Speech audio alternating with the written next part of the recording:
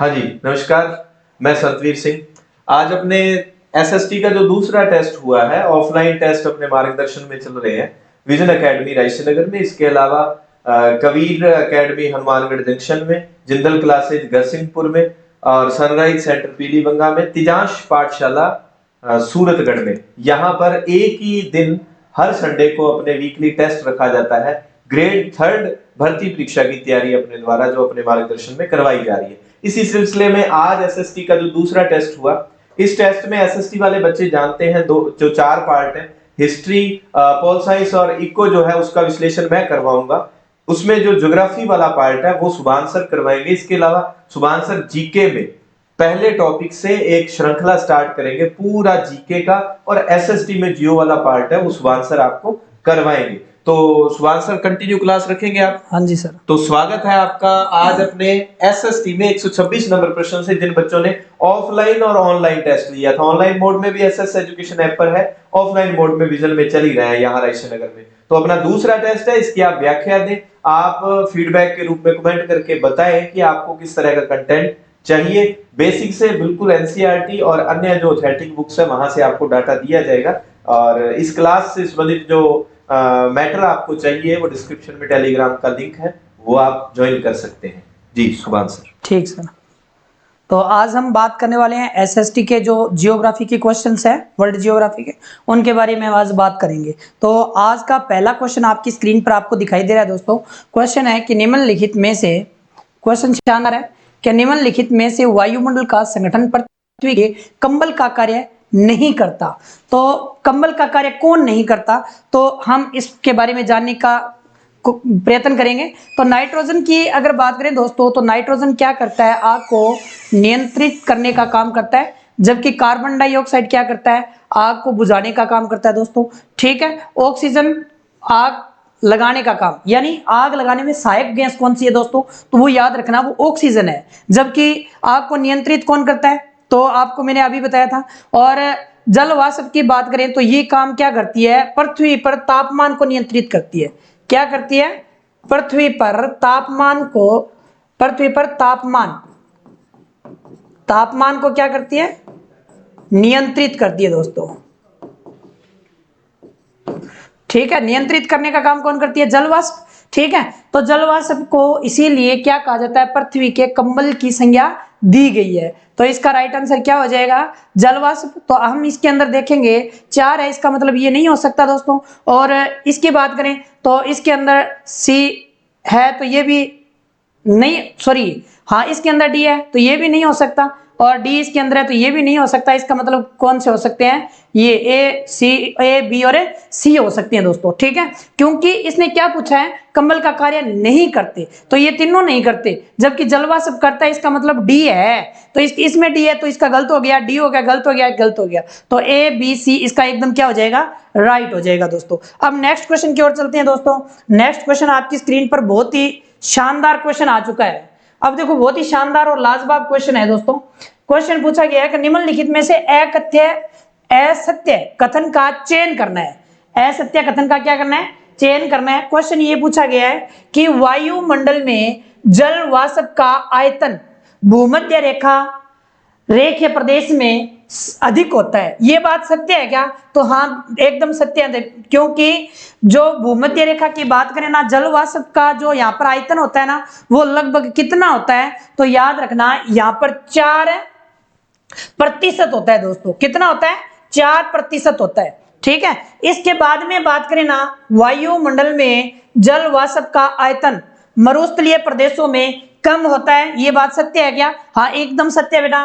क्यों, क्योंकि यहाँ पर जो होता है ना जल वाष्प का आयतन, वो कितना होता है, 1%। अगर पूछे ना 1% कहाँ कहाँ पर होता है, तो मरुस्थलीय प्रदेशों में और ध्रुवीय प्रदेशों के अंदर क्या होता है, इसके अंदर 1% आयतन होता है, किसका, जल वाष्प का। जबकि सर्वाधिक आयतन कहाँ पर होता है, भूमध्य रेखा पर। ये आपको जरूर याद रखना है भाई। इसके बाद में कह रहा है कि मदर ऑफ पर्ल क्लाउड का जो संबंध है सब सम तापमंडल से माना जाता है। तो ये एक बात एकदम सही बात है भाई। ठीक है। मदर ऑफ पर्ल जो क्लाउड है उसका जो संबंध है वो किससे है, समताप मंडल से। इसका मतलब ये भी सही हो रहा है, ये भी सही हो रहा है, ठीक है, और ये भी क्या है, सही, सत्य कथन है। इसके बाद में कहता है कि पृथ्वी का रक्षा कवच सौभ मंडल को माना जाता है। तो पृथ्वी का जो रक्षा कवच है वो सौभ मंडल को नहीं माना जाता दोस्तों। वो किसको माना जाता है, ओजोन परत को माना जाता है भाई। किसको माना जाता है, ओजोन परत को, ओजोन परत। ये बात आपको जरूर ध्यान में रखना है भाई, ठीक है। पृथ्वी का रक्षा कवच किसे कहा जाता है, ओजोन परत को कहा जाता है। अब आपसे एक इस प्रकार से क्वेश्चन और पूछा जा सकता है कि ओजोन जो परत है इसकी खोज किसके द्वारा की गई थी। तो याद रखना, ओजोन परत की जो खोज है वो किसके द्वारा की गई थी, फेयरमैन के द्वारा। किसके द्वारा की गई थी, फेयरमैन, ये भी याद रखना, फेयरमैन के द्वारा। ये शानदार क्वेश्चन है दोस्तों। अब चलते हैं नेक्स्ट क्वेश्चन की ओर। इसका राइट आंसर कौन सा हो जाएगा, इसका ये हो जाएगा, यानी असत्य कथन कौन सा हो जाएगा, डी हो जाएगा। तो ये तीनों के तीनों सही हैं और ये क्या हो जाएगा, अपने आप में गलत हो जाएगा। इसके बाद में नेक्स्ट क्वेश्चन की ओर चलते हैं दोस्तों। ये क्वेश्चन देखो, बहुत ही शानदार क्वेश्चन आपकी स्क्रीन पर आ चुका है, लाजवाब क्वेश्चन है दोस्तों। क्वेश्चन पूछ लिया गया है कि निम्नलिखित में से वायुयान के लिए आदर्श मंडल कौन सा है। तो वायुयान के लिए आदर्श मंडल की बात हो रही है, तो वो कौन सा हो जाएगा, सौभ मंडल या फिर समताप मंडल या आयन मंडल या फिर मध्य मंडल। तो इसका राइट आंसर कौन सा हो जाएगा वायुयान के लिए, तो वो हो जाएगा समताप मंडल। कौन सा हो जाएगा, समताप मंडल। समताप मंडल की अगर बात करें ना, तो यहां पर गैसों के क्या है बनते हैं दोस्तों, गुब्बारे या छल्ले बनते हैं। किसके, गैसों, गैसों के गुब्बारे। गुब्बारे के लिए कौन प्रसिद्ध है, तो याद रखना समताप मंडल प्रसिद्ध है भाई, ठीक है। यहां पर है ना मौसमी घटनाएं नहीं होती, ठीक है। बिजली का कड़कना या अंधकार का आना, तो वो समताप मंडल में नहीं होता, ये भी याद रखना, ठीक है। मौसमी संबंधी घटनाएं नहीं होती यहां पर। कौन सी घटनाएं, मौसमी संबंधी, मौसमी संबंधी घटनाएं नहीं होती है यहां पर। कहां पर नहीं होती है, तो समताप मंडल के अंदर होती है। लेकिन मौसमी संबंधी जो घटनाएं होती है दोस्तों, वो कहां पर होती है, याद रखना शोभ मंडल के अंदर होती है। कहां पर होती है, शोभ मंडल के अंदर होती है। अब नेक्स्ट क्वेश्चन आपकी स्क्रीन पर आ चुका है कि निम्नलिखित में से वायुमंडल की किस परत में न्यूनतम तापमान अंकित किया जाता है। तो वायुमंडल की कौन सी परत है जिसमें सबसे कम तापमान अंकित किया जाता है, जिसमें एक तो मध्य मंडल हो गया दोस्तों और आयन मंडल हो गया, ठीक है। इसके बाद में देखो, इसके बाद में ऑप्शन आपको और दिखाई दे रहे हैं यहां पर, वो है समताप और शोभ मंडल। कौन सा है, समताप मंडल और शोभ मंडल। तो इसका राइट आंसर क्या हो जाएगा, जल्दी से जल्दी बताना है सभी ने, इसका राइट आंसर क्या हो जाएगा भाई। एक तो क्या हो गया समताप और एक क्या हो जाएगा शोभ, शोभ मंडल। तो बताओ भाई जल्दी से जल्दी। तो इसका राइट आंसर क्या हो जाएगा, मध्य मंडल। अगर पूछे ना आपसे कि निम्नलिखित में से वायुमंडल की किस परत में सबसे कम तापमान होता है, ये पूछ रहा है, तो अब आप देखो, ये हमारी मान लेते हैं पृथ्वी है। क्या है दोस्तों, पृथ्वी। और ये कौन सी रेखा हो जाएगी, 0 डिग्री रेखा। कौन सी रेखा हो जाएगी, 0 डिग्री। 0 डिग्री से जब हम शोभ सीमा तक जाते हैं, ये कौन सी सीमा हो जाएगी, शोभ सीमा, शोभ सीमा। तो 0 डिग्री से शोभ सीमा तक जाते हैं ना दोस्तों, तो यहां पर जो तापमान में कमी होती है ना, वो कितनी होती है, -80 डिग्री सेल्सियस होती है। कितनी होती है, -80 डिग्री सेल्सियस होती है। जबकि ध्रुवों से बात करें ना, ध्रुवों से शोभ मंडल की ओर जाने पर, शोभ सीमा की ओर जाने पर तापमान में कमी होती है। कितनी डिग्री तापमान कमी होती है, तो ये याद रखना, ये होती है 45 डिग्री तापमान। 45 डिग्री सेल्सियस तापमान में क्या होती है, कमी होती है। जैसे हम शोभ सीमा तक गए, अब हम बात कर लेते हैं समताप। किस में दोस्तों, समताप की बात कर लेते हैं, समताप सीमा की। समताप सीमा तक हम जाते हैं ना, तो तापमान में जो कमी होती है वो कितनी होती है, तो याद रखना -0 डिग्री होती है दोस्तों। कितनी होती है, -0 डिग्री होती है। जब बात करें ना मध्य मंडल की या मध्य सीमा की बात करें, मध्य सीमा, मध्य सीमा तक जाते हैं तो तापमान में जो कमी होती है वो कितनी होती है, तो -100 डिग्री सेल्सियस होती है दोस्तों। कितनी होती है? -100 डिग्री सेल्सियस होती है। ये जरूर ध्यान में रखना भाई। तो सबसे कम तापमान कहां पर अंकित किया जाता है? मध्य मंडल के अंदर। और सबसे ज्यादा तापमान कहां पर अंकित किया जाता है? सर्वाधिक तापमान समताप सीमा के अंदर। तो यहां पर सर्वाधिक तापमान हो जाएगा। यहां पर क्या हो जाएगा? सर्वाधिक तापमान। ये बात जरूर याद रखना भाई। सबसे कम तापमान मध्य सीमा के अंदर, सबसे ज्यादा तापमान समतापमान सीमा के अंदर। क्यों? क्योंकि जैसे जैसे ऊपर जाते हैं स्याव सीमा तक तापमान में कमी होती है, उसके बाद में सोव सीमा से समताप सीमा के मध्य जाते हैं तो तापमान में वृद्धि होना प्रारंभ हो जाती है। ठीक है, और वृद्धि होती है बाद में जैसे ऊपर जाते हैं ना सोव सीमा से समताप सीमा से ऊपर मध्य सीमा के बीच में, तो यहां पर तापमान में फिर भी क्या होती है दोस्तों? कमी होती है। ठीक है, अब चलते हैं नेक्स्ट क्वेश्चन की ओर भी।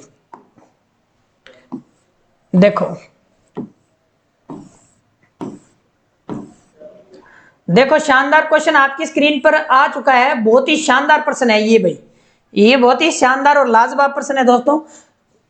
क्वेश्चन पूछा गया है कि वायुमंडल के संगठन में महत्वपूर्ण भूमिका निभाने वाले धूल के कणों के संबंध में सही कथनों की पहचान कर कूट का क्या करना है दोस्तों? चयन करना है। तो इसने कहा है कि धूल के कणों का जमाव उष्ण और आर्द्र प्रदेशों में सर्वाधिक होता है, तो जबकि यहां पर सर्वाधिक नहीं होता दोस्तों। अगर पूछे ना आपसे धूल के कणों के बारे में कि धूल के जो कण होते हैं उनका सर्वाधिक जो जमाव होता है वो कहां पर होता है, तो याद रखना उपोष्ण के अंदर होता है दोस्तों। कहां पर होता है?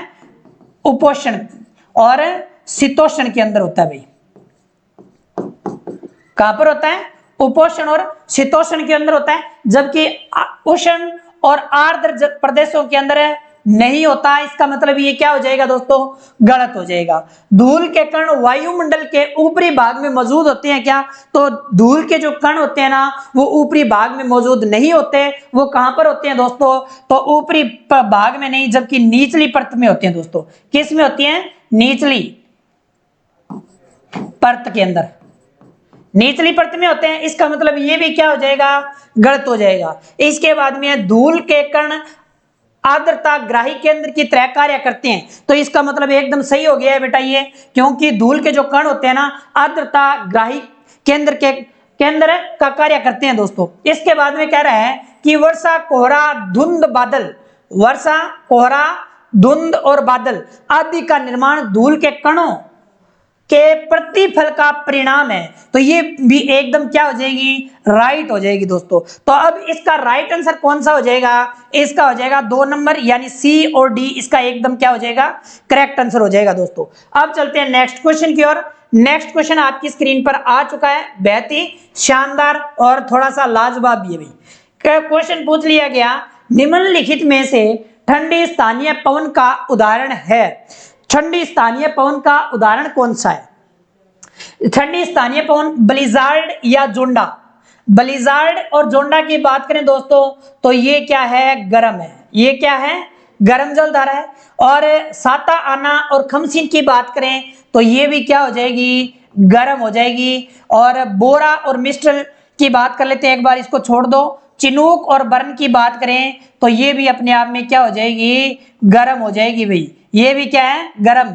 जबकि ठंडी कौन सी है? एक तो बोरो प्लस है, क्योंकि शीत ऋतु में हम क्या लगाते हैं? बोरो प्लस। एडी फटने पर या होठ फटने पर क्या किसका इस्तेमाल किया जाता है? बोरो का। तो याद रखना ठंडी हवा कौन सी है? बोरो। बोरो और मिस्ट्रल ये दोनों की दोनों क्या हो जाएगी?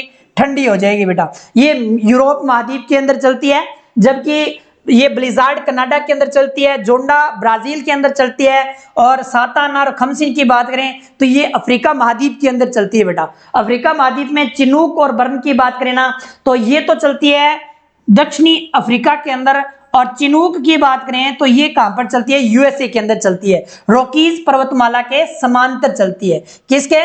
रॉकीज के समांतर भाई। ठीक है, रॉकीज पर्वतमाला के समांतर चलती है, और इसे कहा जाता है हिम बख्शणी कहा जाता है दोस्तों। क्या कहा जाता है? हिम बख्शणी। हिम बख्शणी का कार्य कौन सी पवन करती है? चिनूक करती है भाई। कौन सी करती है? चिनूक। और चारागाहों के लिए ये भी क्या है? उपयोगी है। ये बर्फ को पिघलाने का काम करती है दोस्तों। तो इसका राइट आंसर क्या हो जाएगा, इसका राइट आंसर हो जाएगा मिस्ट्रल और बोरो हो जाएगा, क्योंकि ये दोनों क्या है, ठंडी हवाएं हैं दोस्तों। अब इसके बाद में शानदार प्रश्न आपकी स्क्रीन पर आ चुका है कि निम्नलिखित में से भूमध्य रेखीय निम्न वायुदाब पेटी और उपोषण उच्च वायुदाब पेटी के मध्य प्रवाहित होने वाली तंत्र कौन से हैं? तो मानसूनी पवने या व्यापारिक पवने या पछुआ पवने या ध्रुवीय पवने। तो जल्दी से जल्दी बताओ बेटा इसका राइट आंसर क्या हो जाएगा। ये शानदार प्रश्न आ चुका है आपकी स्क्रीन के ऊपर और लाजवाब भी रहेगा अभी, ठीक है। अब देखो इसके बारे में कर लेते हैं बात। तो पहले तो आपको ये याद रखना है कि संपूर्ण पृथ्वी पर कितने प्रकार की पेटियां पाई जाती है।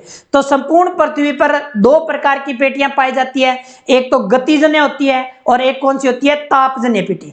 तापजन्य पेटी कौन सी होती है, तो वो आपको याद रखना है अधिक तापमान या निम्न वायु दाब के कारण बनती है भाई, ठीक है। और गतिजन्यों की बात करें तो वो कौन सी होती है दोस्तों, उच्च वायु दाब वाली पेटियां होती है। कौन सी होती है, उच्च वायु दाब वाली पेटियां होती है। जैसे मान लो ये हमारी क्या है, पृथ्वी मान लेते हैं हमने, मान लिया हमने ये क्या है, पृथ्वी।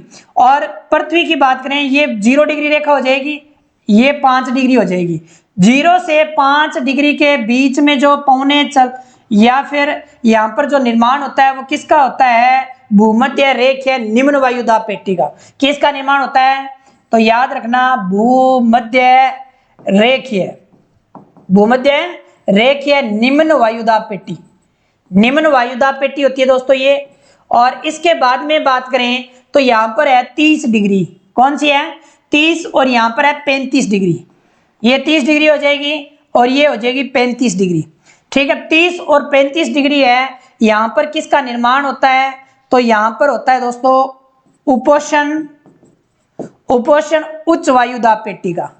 उच्च वायुदाब पेटी का निर्माण होता है भाई, उच्च वायुदाब पेटी का निर्माण होता है। जबकि 60 और 65 के बीच में जो निर्माण होता है ये मान लेते हैं 60 डिग्री, ये मान लेते हैं भाई 65 डिग्री, उत्तरी और दक्षिणी अक्षांशों के बीच में, ठीक है।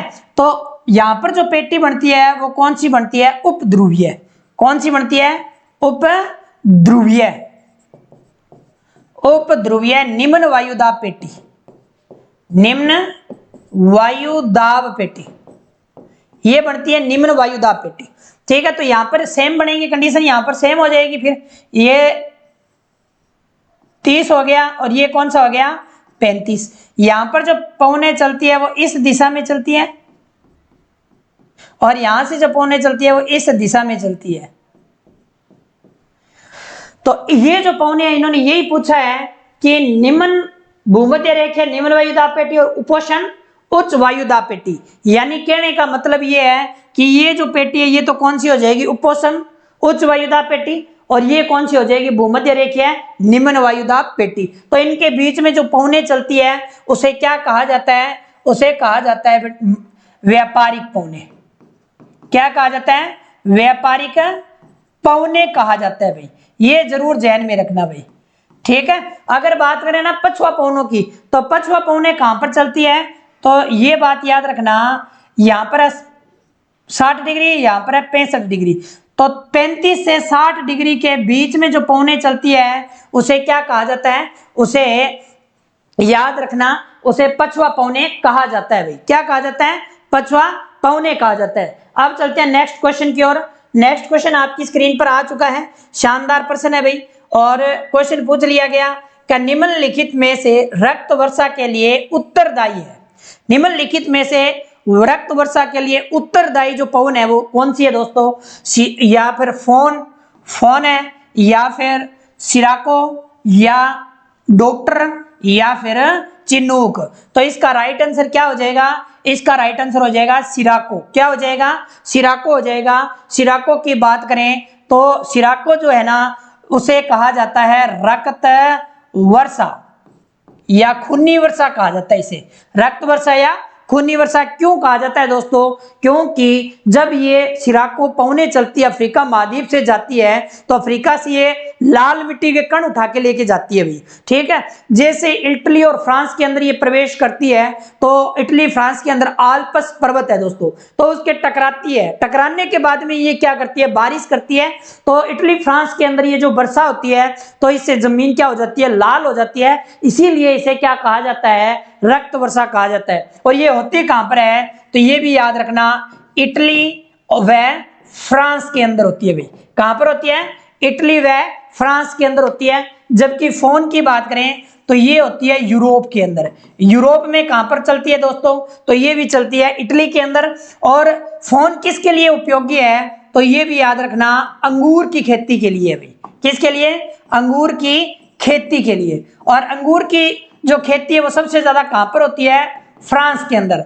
अगर आपसे पूछे ना किसानों की भूमि किस देश को कहा जाता है, किसानों का देश किस देश को कहा जाता है, तो याद रखना फ्रांस को कहा जाता है, क्योंकि फ्रांस में सबसे ज्यादा अंगूर की खेती कहां पर होती है, तो फ्रांस के अंदर। और किसके कारण होती है, फोन के कारण होती है। अब पूछे ना आपसे कि भाई अंगूर से क्या बनती है, शराब बनती है बेटा, और वो कहां पर प्रसिद्ध है, स्विट्जरलैंड की। कहां की, स्विट्जरलैंड, स्विट्जरलैंड की। ये भी आपको जरूर ध्यान में रखना है। अंगूर सबसे ज्यादा होते कहां पर है, तो इटली के अंदर होते हैं भाई।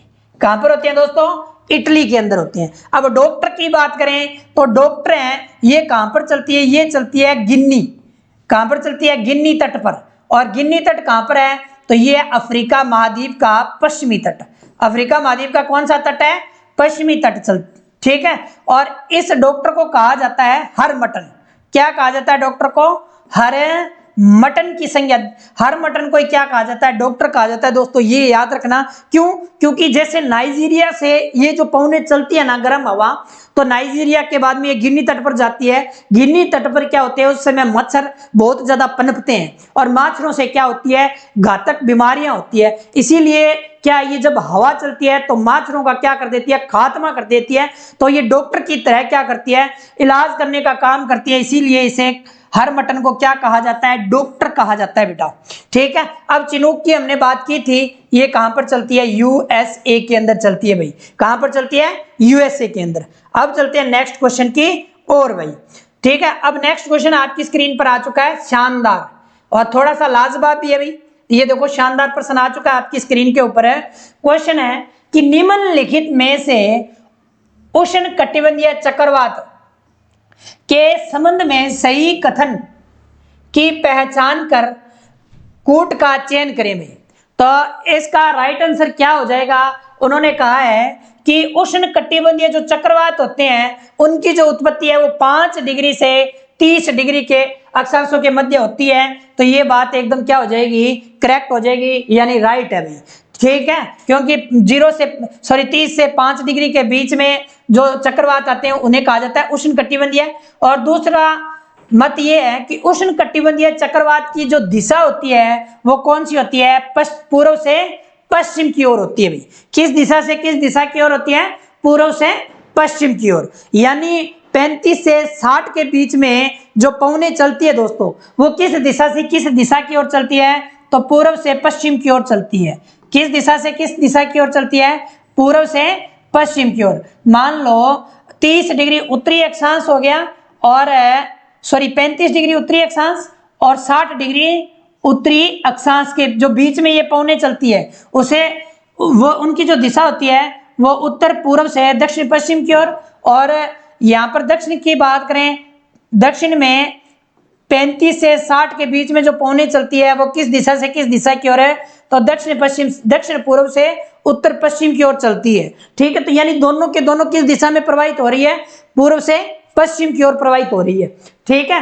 तो इसीलिए पूर्व से पश्चिम की ओर क्या होते हैं, यहाँ पर चक्रवात आते हैं तो ये धकेल के लेके जाते हैं, इसीलिए इसे कहा जाता है पूर्व से पश्चिम की ओर इन चक्रवातों की दिशा हो जाती है भाई। अब नेक्स्ट है कि उष्ण कटिबंधीय चक्रवातों से मौसम का पूर्व अनुमान संभव है, तो ये संभव नहीं है बेटा, ठीक है। क्योंकि पूर्व अनुमान उष्ण कटिबंधीय चक्रवातों से हम नहीं लगा पाते, ठीक है। तो इसका मतलब ये क्या हो जाएगा, गलत। ये भी सही है, ये भी सही है। और इसके बाद में कहता है उष्ण कटिबंधीय चक्रवात की उत्पत्ति भूमध्य रेखा के निकट नहीं होती। तो नहीं होती क्यों? क्योंकि ये 35 से 60 के बीच में होती है। ठीक, सॉरी, इनकी जो उत्पत्ति है वो कहां पर होती है? 5 से 30 डिग्री के बीच में होती है भाई, ये ध्यान में रखना भाई। ठीक है, इसीलिए इसे क्या कहा जाता है? तो ये भी क्या हो जाएगा? सही हो जाएगा, यानी वहां पर हो रही है। तो इसका राइट आंसर कौन सा हो जाएगा? ए, बी और डी। ए बी डी कहां पर हो रहा है? तो ए बी डी ये 3 नंबर के अंदर राइट है भाई। इसके बाद में चलते हैं 135 नंबर क्वेश्चन। शानदार क्वेश्चन आपकी स्क्रीन पर आ चुका है, लाजवाब प्रश्न ये है भाई। ठीक है, यहां से तो पक्का क्वेश्चन आता ही आता है कि निम्नलिखित में से सही कथन का चयन करें भाई। निम्नलिखित में से सही कथन का क्या करना है दोस्तों? चयन करना है। तो पहला है कि 40 डिग्री दक्षिणी अक्षांश को क्या कहा, पर जो तेज हवाएं चलती है, 40 डिग्री दक्षिणी अक्षांश पर जो तेज हवाएं चलती है उसे क्या कहा जाता है? गरजता चालीसा। क्या कहा जाता है? गरजता चालीसा कहा जाता है। और 50 डिग्री दक्षिणी अक्षांशों पर जो हवाएं चलती है उसे कहा जाता है प्रचंड पचासा। जबकि 60 डिग्री दक्षिणी अक्षांशों पर चलती है उसे कहा जाता है चीखता साटा। ये कौन सी पवनी है दोस्तों? पछवा पवनी। अगर आपसे पूछे ना, जो पछवा पवने होती है दोस्तों, वो उत्तरी गोलार्ध के तुलना में जो दक्षिणी गोलार्ध होता है ना, वहां पर तीव्र गति से प्रवाहित होती है। वो क्यों होती है? कारण क्या है इसका? क्योंकि उत्तरी गोलार्ध के अंदर क्या है कि प्रवाह अवरोध पैदा होता है। क्यों होता है? क्योंकि उत्तरी गोलार्ध में ज्यादातर महाद्वीप हैं और ज्यादातर पर्वत श्रृंखलाएं हैं, तो वह हवाएं चलती है, तो पर्वतों के टकराने के बाद में वो क्या हो जाती है? अवरुद्ध हो जाती है। जबकि दक्षिणी गोलार्ध के अंदर महासागर कम है, इसीलिए वो समुद्रों के अंदर जो पवनें चलती है वो अधिक तीव्र चलती है। उत्तरी गोलार्ध की अपेक्षा दक्षिणी गोलार्ध में अधिक तीव्र चलती है, इसीलिए इसे अलग अलग अक्षांशों पर अलग अलग नाम से जाना जाता है। तो 40 पर तो क्या कहा जाता है? गर्जता चालीसा। 50 पर क्या कहा जाता है? प्रचंड पचासा। और 60 पर क्या कहा जाता है? चीखता साटा। जबकि इसने कहा है 5 डिग्री से 30 डिग्री उत्तरी व दक्षिणी अक्षांशों के मध्य डोलड्रम पेटी है। तो डोलड्रम पेटी है क्या? तो याद रखना, ये जो डोलड्रम पेटी है बेटा, यहाँ पर ये 0 डिग्री होना चाहिए था। क्या होना चाहिए था? 0 डिग्री। 0 डिग्री से 5 डिग्री के मध्य ये होना चाहिए था। तो यहाँ पर थोड़ी सी की मिस्टेक हुई है भाई। तो 0 डिग्री से 5 डिग्री उत्तरी व दक्षिणी अक्षांशों के मध्य कौन सी पेटी पाई जाती है? डोलड्रम पेटी। क्योंकि व्यापारिक पवनों के मध्य क्या नहीं हो पाता? यहाँ पर व्यापारिक जो पवनें होती है उत्तरी और दक्षिणी गोलार्ध से आती है, उनका अभिसरण नहीं हो पाता। अभिसरण नहीं हो पाने के कारण, ठीक है, इसे किस नाम से जाना जाता है? डोलड्रम पेटी कहा जाता है। क्या कहा जाता है? डोलड्रम पेटी, या फिर इसे कहा जाता है शांत पेटी। क्या कहा जाता है? शांत पेटी कहा जाता है। तो इसका राइट आंसर क्या हो जाएगा? इसके सभी के सभी क्या हो जाएंगे? सही। ए, बी, सी और डी सभी के सभी एकदम राइट है भाई। अब चलते हैं नेक्स्ट क्वेश्चन की ओर चलते हैं भाई। नेक्स्ट क्वेश्चन शानदार है भाई, आपकी स्क्रीन पर आ चुका है, थोड़ा सा लाजवाब भी है। क्या निम्नलिखित में से असत्य कथन का चयन करें? उत्तरी गोलार्ध में चक्रवातों की दिशा घड़ी की सुई की दिशा में होती है क्या? ठीक है, तो नहीं होती, क्योंकि उत्तरी गोलार्ध के अंदर मान लो ये हमारी पृथ्वी है, या फिर हम मान लेते हैं 0 डिग्री को ही, ये है 0 डिग्री। ठीक है, और ये 0 डिग्री का कौन सा गोलार्ध हो जाएगा? उत्तरी गोलार्ध। और ये गोलार्ध कौन सा हो जाएगा दोस्तों? दक्षिणी गोलार्ध हो जाएगा भाई। कौन सा गोलार्ध है? दक्षिणी गोलार्ध। दक्षिण गोलार्ध। अब उत्तरी गोलार्ध में जो चक्रवात आते हैं ना, वो इस दिशा से आते हैं, ऐसे चलते हैं। कैसे चलते हैं दोस्तों? ऐसे चलते हैं। तो इनकी जो दिशा होती है ना, वो घड़ी की सुई की विपरीत दिशा होती है। कैसी होती है? घड़ी की सुई की विपरीत दिशा। सुई की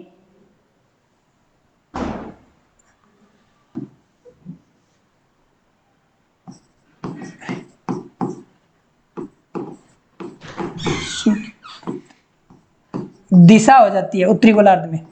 ठीक है, जबकि आपसे पूछे ना पवनों का प्रवाह, ठीक है, पवनों की दिशा किस दिशा से किस दिशा की ओर होती है, तो ये भी याद रखना। पवनों की जो दिशा होती है ना, वो परिधि से केंद्र की ओर होती है। ये मान लो क्या हो जाएगी? परिधि, और ये क्या हो जाएगा? केंद्र हो जाएगा दोस्तों। ये क्या मान लेते हैं हम, केंद्र।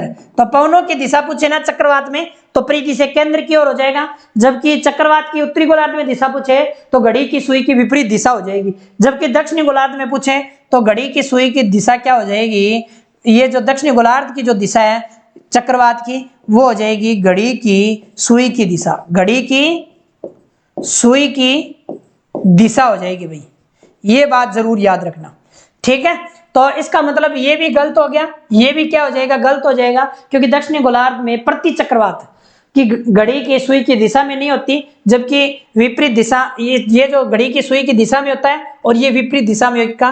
इसका मतलब दोनों गलत है। और 30 डिग्री से 35 डिग्री अक्षांशों के मध्य अशुभ धारा चलती है, ये बात सही है क्या, एकदम सही है, क्योंकि 30 से 35 डिग्री के मध्य जो धारा चलती है उसे कहा जाता है अशुभ धारा, ठीक है। माना जाता है कि 30 डिग्री से 35 डिग्री के मध्य, पहले जैसे यूरोप में व्यापार होता था तो ये क्या लेके आते थे, घोड़े लद के लेके आते थे। और बाद में क्यों लेके आते थे, क्योंकि उनका जो वेग होता था ना वो कम होता था और हवाएं तेज चलती थी, ठीक है। तो वो घोड़े लद के लेके आते थे ताकि वो चल सके पानी के अंदर, ठीक है, इसीलिए। और जब वो वापस जाते थे यहाँ से मसाले भर के या फिर जो भी है निर्यात करके लेके जाते थे, तो उन घोड़ों को क्या कर देते थे, इन समुद्र में फेंक दिया करते थे। इसीलिए इसे क्या कहा जाता है, अशुभ अक्षांश कहा जाता है।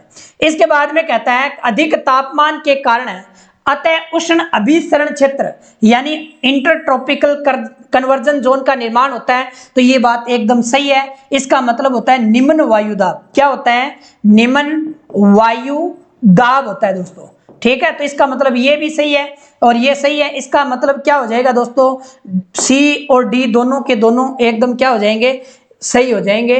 इसका जो आंसर है वो यहां पर दिया गया है भाई, ठीक है।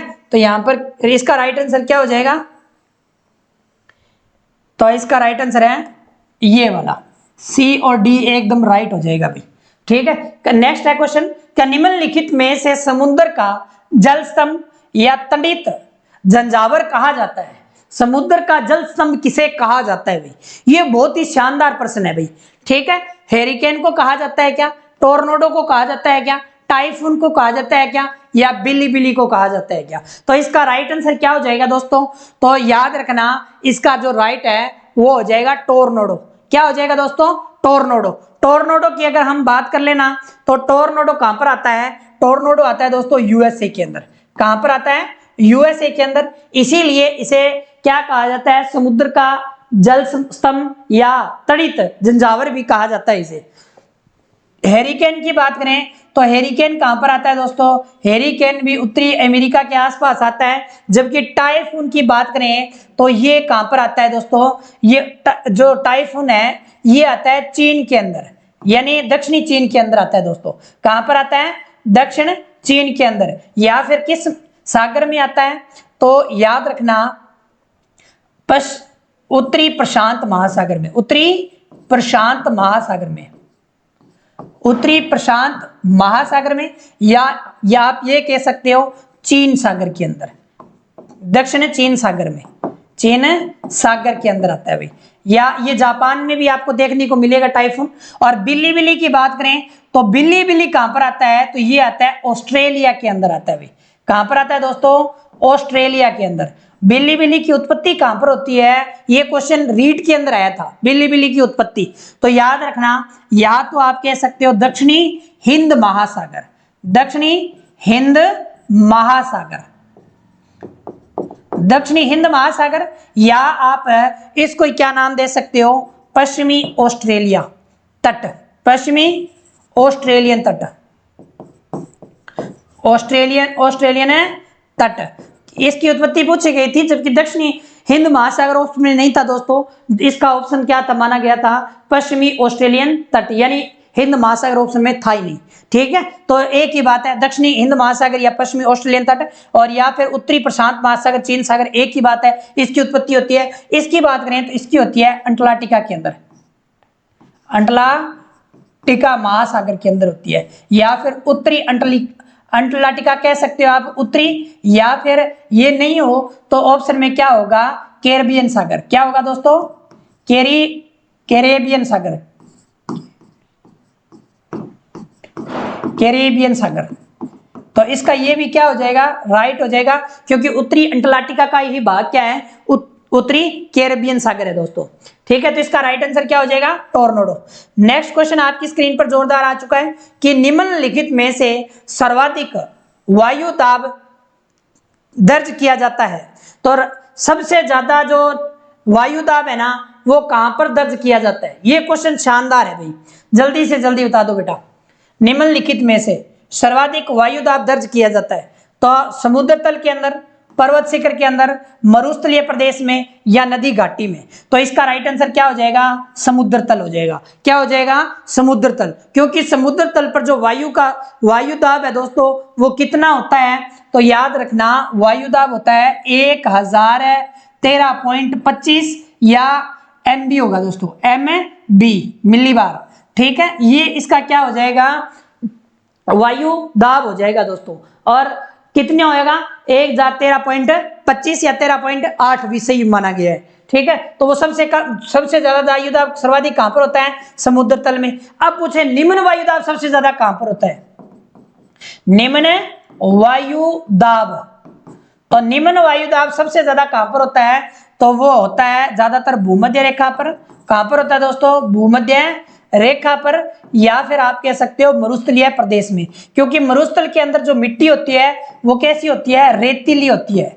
कैसी होती है, रेतीली मिट्टी होती है। और रेतीली जो मिट्टी होती है वो जल्दी क्या हो जाती है, गर्म हो जाती है, और जल्दी क्या हो जाती है, ठंडी हो जाती है। जल्दी गर्म होने के कारण यहाँ का जो वैश्विक तापमान है वो बढ़ जाता है दोस्तों, और बढ़ने के कारण यहाँ पर निम्न वायु दाब का क्या हो जाता है, निर्माण। तो याद रखना कि निम्न वायु दाब का निर्माण कहां पर होता है सबसे ज्यादा, तो मरुस्थलीय प्रदेशों में या भूमध्य रेखा के आसपास होता है।